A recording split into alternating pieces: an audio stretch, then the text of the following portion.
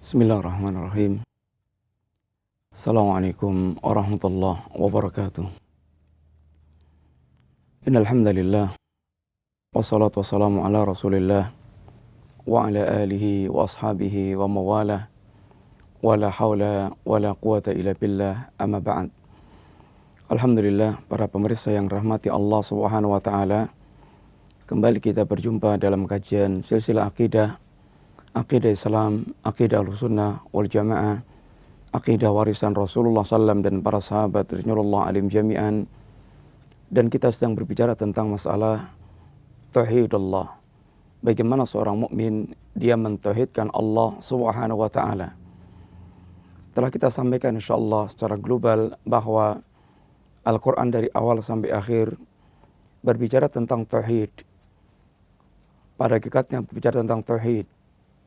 Seandainya Al-Quran yang 30 juz diringkas, maka diwakili dengan Ummul Kitab, yaitu surat Al-Fatihah. Surat yang dikatakan Ummul Kitab karena merupakan induknya kitab yang semua uraian panjang lebar dalam kitab Allah, ibaratnya induknya, kembalinya, bermuaranya kepada surat Al-Fatihah.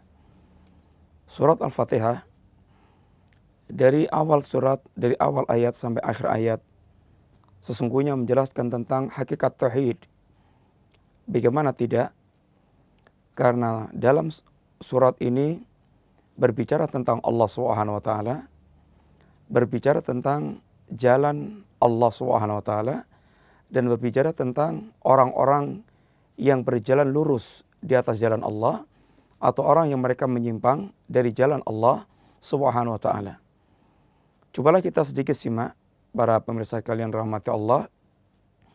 Allah katakan dari kalimat Alhamdulillahi Rabbil Alamin, berbicara tentang Allah, segala puji bagi Allah Rabbul Alamin. Ar-Rahmanur Rahim, berbicara tentang Allah Ar-Rahman Ar-Rahim. Maliki Yaumiddin, berbicara tentang Allah Subhanahu wa taala, Allah Al-Malik, yang merajai dan menguasai hari kiamat kelak. Iyyaka na'budu wa iyyaka nasta'in, berbicara tentang tauhidul uluhiyah, tauhid bagaimana hamba menjadikan Allah satu-satunya zat yang disembah, dan bagaimana hamba beristi'anah, meminta tolong kepada Allah SWT, semata-mata kepada Allah, meminta tolong kepada Allah untuk mewujudkan seluruh ubudiyah yang dia lakukan. Ihdinas siratal mustaqim, as-sirat al-mustaqim, jalan lurus yang diminta setiap mukmin adalah jalan Allah, jalan orang-orang yang mereka beribadah kepada Allah, mentauhidkan Allah.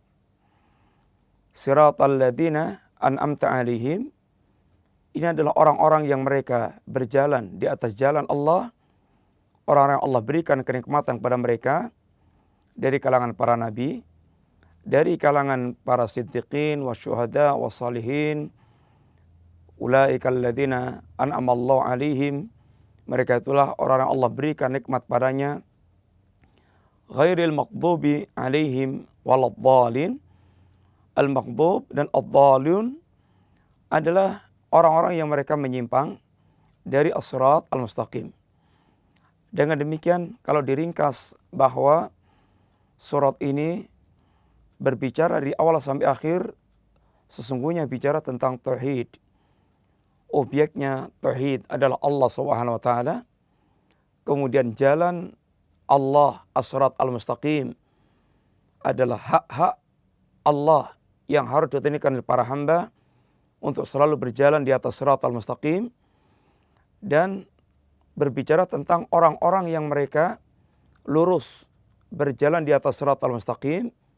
Itulah orang Allah berikan kenikmatan kepada mereka, mereka ahlu tauhid. Dan orang-orang yang mereka menyimpang dari jalan as-sirat al-mustaqim, itulah al-maghdub, orang-orang Yahudi, ad-dhalin, orang-orang Nasrani. Dengan demikian secara sekilas bahwa surah ini bicara dari awal sampai akhir ini tentang at-tauhid. Kalau kemarin kita telah berbicara bahwa tauhid dalam pandangan ulama Ahlus Sunnah wal Jamaah, ulama yang mereka mewarisi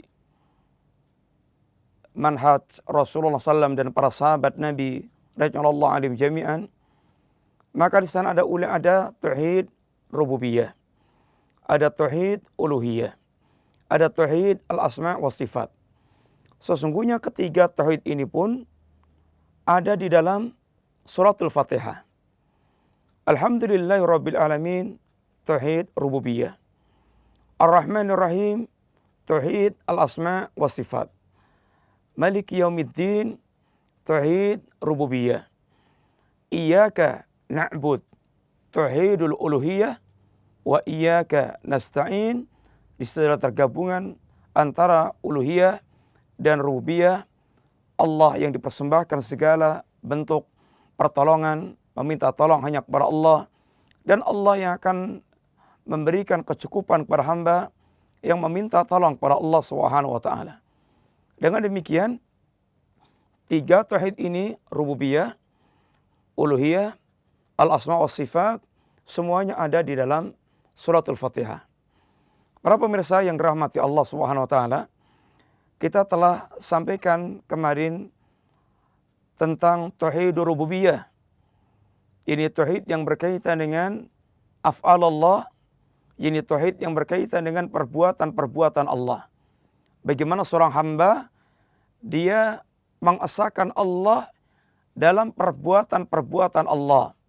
Allah yang menciptakan, Allah yang menguasai alam jagat raya, Allah yang mengatur alam semesta, dan berkembang berikutnya Allah yang menghidupkan, mematikan, Allah yang memberikan rezeki dan seterusnya. Ini adalah pembicaraan tentang tauhid rububiyah.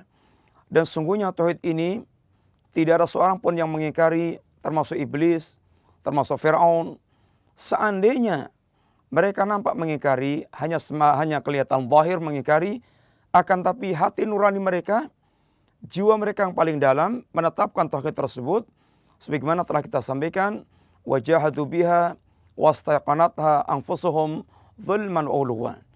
Mereka nampak mengingkari tentang dakwah yang hak, dakwahnya Musa yang mengajak kepada Allah Subhanahu wa taala. Akan tapi ini semata-mata zahirnya mereka. Adapun hati nurani mereka, jiwa mereka, sesungguhnya mereka menetapkan tentang tauhidullah tersebut, dan dibuktikan di antaranya pada akhir kematian Fir'aun, ketika Allah tenggelamkan Fir'aun di lautan. Apa kata Fir'aun? Amantu annahu la ilaha illa alladhi amanat bi banu Israel wa ana minal muslimin. Aku beriman sungguhnya tidak ada sembahan yang hak, sembahan yang sebenarnya kecuali apa yang disembah oleh Bani Israel, yang diimani oleh Bani Israel, dan aku termasuk orang-orang Islam. Ini merupakan bukti bagaimana Fir'aun mengakui Allah SWT. Para pemirsa yang rahmati Allah SWT, maka dengan demikian kita telah memahami sekilas tentang tauhid rububiyah, dan kita sekarang masuk kepada tauhidul uluhiyah. Apa dan bagaimana tauhidul uluhiyah?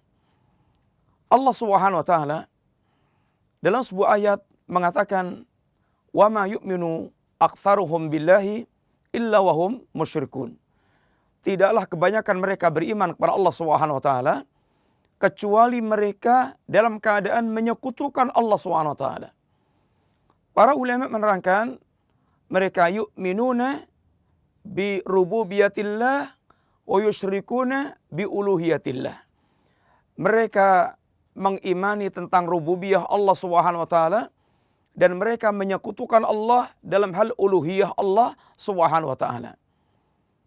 Sebagaimana telah kita sampaikan bahwa terhadap rububiyah Allah, pengakuan Allah sang pencipta, pengakuan Allah yang memberikan rezeki, pengakuan Allah yang memiliki segala-galanya, ini perkara yang telah diakui oleh orang-orang kafir, musyrik, Quraisy dalam hal ini yang paling jelas yang Allah sebutkan dalam ayat.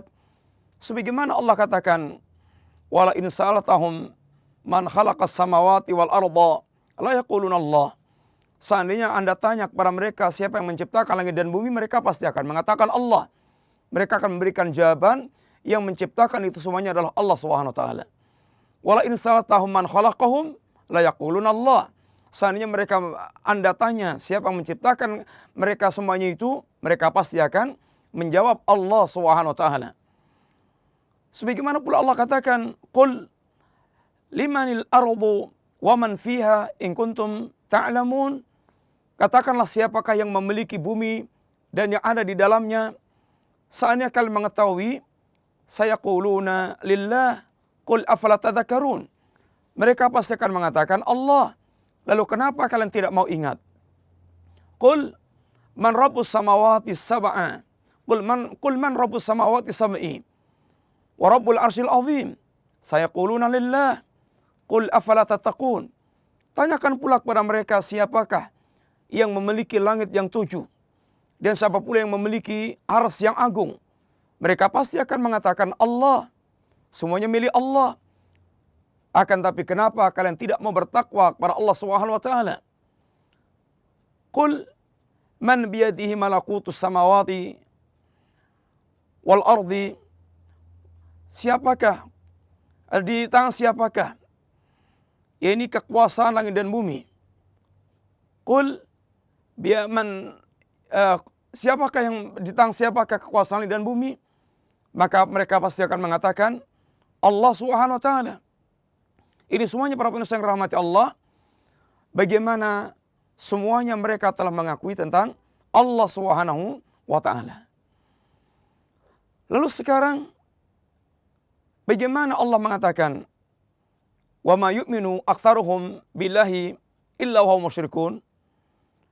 Dan tidaklah kebanyakan mereka beriman kepada Allah kecuali mereka menyekutukan Allah Subhanahu wa taala. Iya.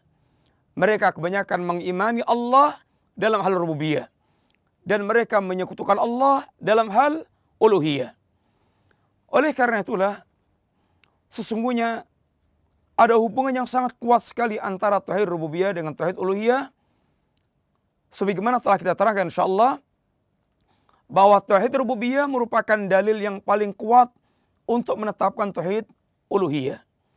Sehingga seharusnya apabila orang telah mentauhidkan Allah dalam hal rububiyah, seharusnya dia kemudian mentauhidkan Allah dalam hal uluhiyah. Akan tapi kenyataan bahwasanya banyak orang mereka telah mengimani Allah dalam hal rububiyah dan mereka belum mentauhidkan Allah dalam hal uluhiyah. Maka sungguhnya inilah puncak tauhid yang diinginkan oleh Allah Subhanahu wa taala. Bagaimana para hamba mereka ini mentauhidkan Allah dalam hal ubudiyah, sehingga apabila tauhid rububiyah dikatakan dengan ifradullah bi af'alillah, mengesahkan Allah terhadap segala perbuatan Allah, maka tauhid uluhiyah adalah ifradullah bil ibadah, af'alul ibad, yakni mentauhidkan Allah dalam hal ibadah, yang ini merupakan amalan para hamba. Bagaimana para hamba mereka menjadikan semua ubudiyah mereka hanya untuk Allah Subhanahu wa taala. Para pemirsa yang dirahmati Allah Subhanahu wa taala, tauhid jenis inilah tauhid yang paling penting. Dan ini merupakan puncak tujuan para utusan Allah Subhanahu wa taala.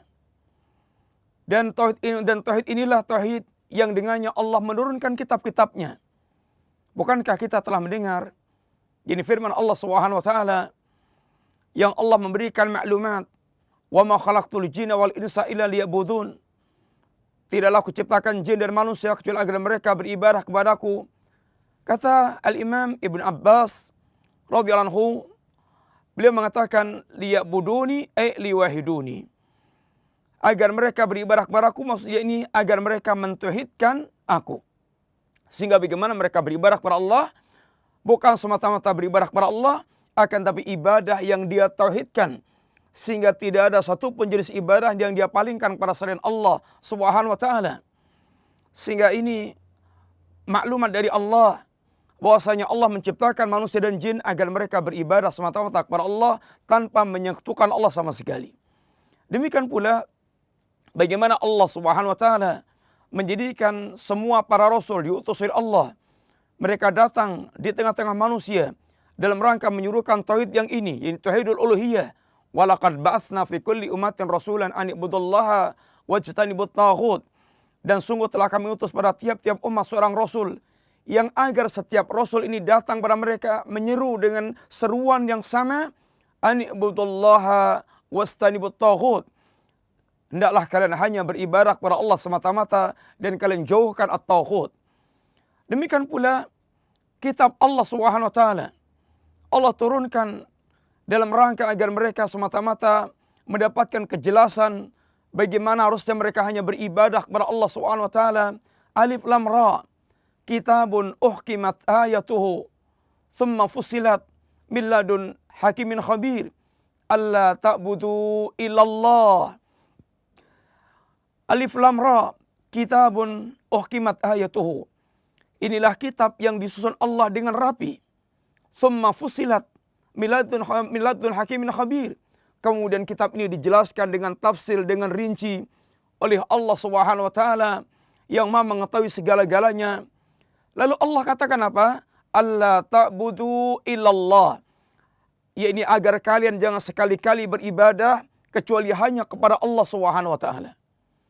Para pemirsa yang dirahmati Allah Subhanahu wa taala, inilah tauhid terpenting yang merupakan tauhid yang merupakan ini diutusnya para nabi dan para rasul. Tauhid yang dengannya Allah menurunkan kitab-kitabnya. Dan tauhid yang merupakan tujuan diciptakannya manusia dan jin. Dan tentu diantaranya apabila kita telah mentauhidkan Allah dalam hal tauhid uluhiyah ini, apa yang kita dapatkan dari Allah Subhanahu wa taala. Maka apabila kita telah mentauhidkan Allah dalam hal uluhiyah, Allah Subhanahu wa taala akan memberikan kepada kita perkara-perkara besar. Yang pertama, sebagaimana diterangkan oleh Nabi kepada Mu'adz bin Jabal. Ketika Nabi bertanya kepada Mu'adz, "Atadri ma haqqullahi 'alal ibad wa ma haqqul ibad 'ala Allah?" Ya Mu'adz, tahukah Anda apa itu hak Allah bagi para hamba dan apa itu hak hamba terhadap Allah Subhanahu wa taala? Kata Mu'adz, "Allahu wa rasuluhu a'lam." Allah dan Rasul yang lebih tahu. Apa kata Nabi? Haqqullahi 'alal ibad ayya'buduhu wa la yusyriku bi syai'an. Hak Allah atas hamba adalah di mana Allah disembah dengan tidak disekutukan sama sekali. Inilah hak Allah Subhanahu wa taala. Allah disembah tanpa disekutukan sama sekali dalam penghambaan kepada Allah Subhanahu wa taala. Lalu apa kemudian haknya hamba apabila telah mentauhidkan Allah Subhanahu wa taala? Kata Nabi, Allah yu'adzibahum. Allah tidak akan mengazab kepada mereka. Sehingga pertama yang kita dapatkan apabila kita menjadi ahli tauhid, maka azab akan diangkat oleh Allah dari kita fid dunya wal akhirah, di dunia maupun di akhirat.